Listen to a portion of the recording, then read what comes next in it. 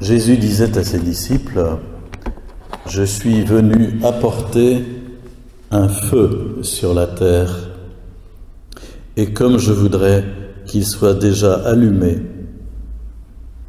je dois recevoir un baptême, et comme il m'en coûte d'attendre qu'il soit accompli.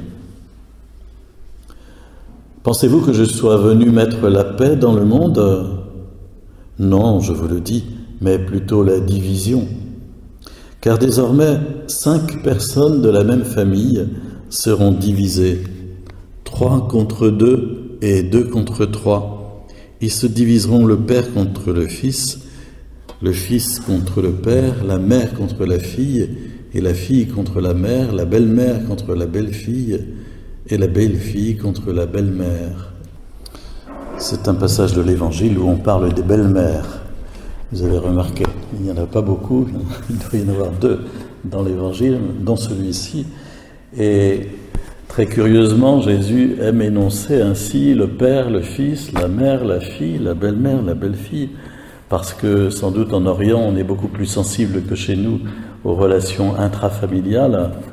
Et Jésus affirme que sa présence, son amour, son feu, le feu de sa présence, le feu de son amour, le feu qui nous touche lorsque nous faisons une expérience personnelle de la présence de Dieu, c'est quelque chose qui nous touche tellement que ça peut provoquer des divisions, des séparations.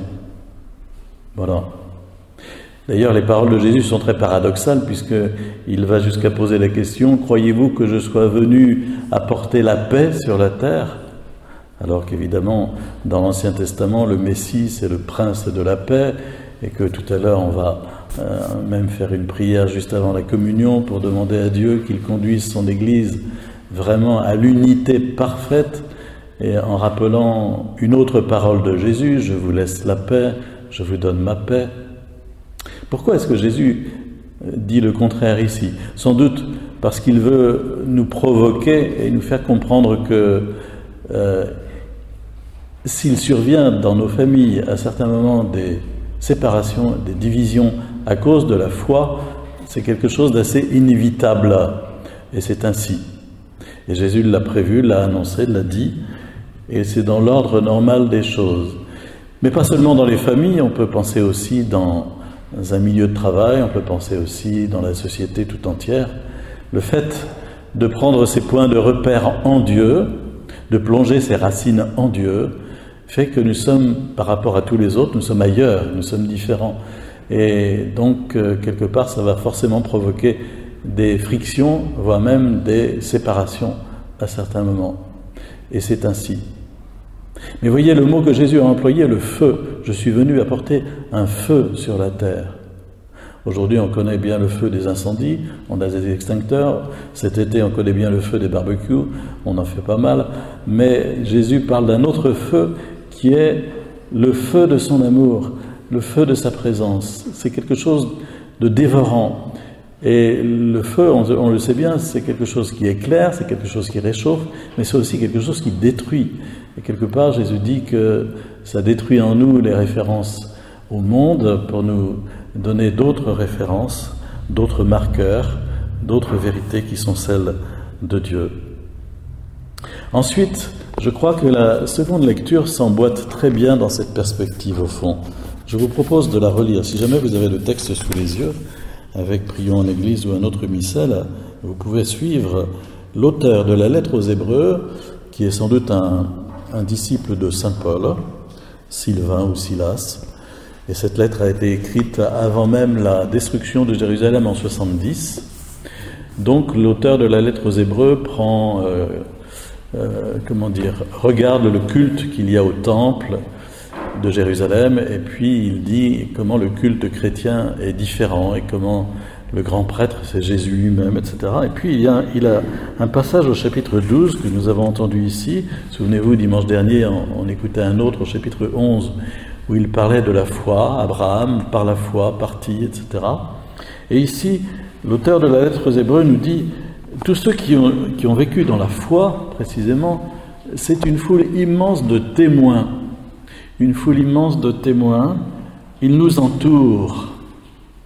Donc il essaye de nous faire comprendre que si dans nos familles, quelquefois nous pouvons avoir le sentiment d'être les seuls croyants ou pratiquants, si dans la société nous avons le sentiment d'être différents ou autres, cependant nous sommes entourés de la foule des témoins de tous ceux qui croient, qui ont cru et qui sont déjà dans la gloire. Cette foule immense de témoins sont là, qui nous entourent. Comme eux, débarrassons-nous de tout ce qui nous alourdit, et d'abord du péché. Et il va employer cette image de la course que Paul aussi monnaie dans ses lettres, l'image de la course d'endurance. Et il nous dit la vie chrétienne, c'est une course d'endurance où nous devons faire des choix et nous débarrasser de ce qui pourrait peser trop lourd, le péché qui nous éloigne de Dieu. Alors nous courrons avec endurance l'épreuve qui nous est proposée. Il conçoit la vie chrétienne comme une sorte d'épreuve sportive, plus exactement d'épreuve spirituelle. Nous courrons avec endurance l'épreuve qui nous est proposée, les yeux fixés sur Jésus. Jésus n'est pas seulement quelqu'un qui a donné un enseignement, Jésus est quelqu'un qui s'est donné en exemple. Et c'est vraiment peut-être une grande richesse de la foi chrétienne, c'est de pouvoir prendre nos repères sur Jésus, de pouvoir regarder Jésus, qui s'est offert en exemple et qui nous montre comment vivre selon Dieu. Les yeux fixés sur Jésus, qui est à l'origine et au terme de notre foi, renonçant à la joie qui lui était proposée, il a enduré sans avoir de honte l'humiliation de la croix, mais assis à la droite de Dieu, maintenant il règne avec lui. Voilà, on contemple Jésus qui a vécu la croix, mais qui a reçu la résurrection et qui est victorieux à travers même ce qui pouvait sembler être une défaite. Méditez l'exemple de celui qui a enduré de la part des pécheurs une telle hostilité, et vous ne serez pas accablés par le découragement. Nous pouvons nous laisser décourager. Voilà, le mot est ici est assez réaliste et véritable. Vous ne serez pas accablés par le découragement. Nous pouvons nous laisser décourager quelquefois dans notre vie chrétienne parce que nous ne sommes pas suffisamment soutenus. Et si nous méditons l'exemple de Jésus, nous trouvons la force de continuer à avancer. Et l'auteur de la lettre aux Hébreux va jusqu'à dire « Vous n'avez pas encore résisté jusqu'au sang dans votre lutte contre le péché. » La lutte, c'est pas contre les autres. La lutte, c'est contre mon péché. En moi, tout ce qui m'éloigne de Dieu. Je dois lutter contre mon péché. Je dois me convertir jour après jour pour continuer à courir avec endurance mon épreuve. C'est ça, au fond, l'ascèse chrétienne. C'est d'abord convertir ma vie, veiller à être dans la grâce de Dieu, refuser le péché. Nous savons bien que c'est pas simple, c'est pas facile. Eh bien, ça suppose quelquefois de passer à travers des souffrances. Et l'auteur de la lettre aux Hébreux va même évoquer le martyre. Vous n'avez pas encore résisté jusqu'au sang pour être fidèle à. Être témoin de Jésus, c'est être martyr. Le mot en grec est le même. Martyr, témoin.